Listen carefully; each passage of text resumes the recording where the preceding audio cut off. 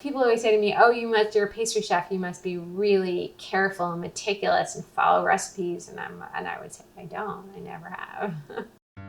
I went to visit Princeton and I was just really impressed. I felt like if I went there, I would spend 4 years really focused on my studying, and I did. I really loved it. I had an apartment in Spelman my senior year. I used to cook for all my roommates.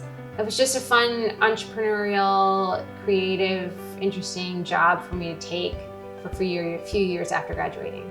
Sustainability was not such a big buzzword when I started at Chanterelle in 1998. It had to be seasonal because I had to use what was on the market and I had to change the menu every month.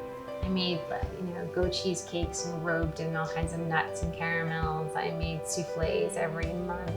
And I had this huge list of things I would make with kumquats and kumquat syrup, and I would realize all the things that it went well with, and the textures and other things that were available in the market at the same time. And I began to really look forward to it. And then I sort of backed my way into Sweetcycle.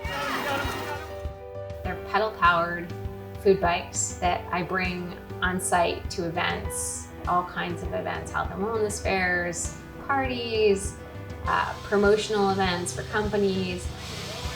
And I'll come in, I'll bring a bunch of raw ingredients, and I'll show people what goes in the blender, and they'll get on the bike and they'll pedal and they'll blend it up using pedal power. And I feel like I'm giving them a food memory and a connection to raw ingredients and that they wouldn't ordinarily have. I have this whole idea of the carbon footprint calorie of food. Imagine if every food we ate had a carbon footprint calorie instead of a calorie as we know it.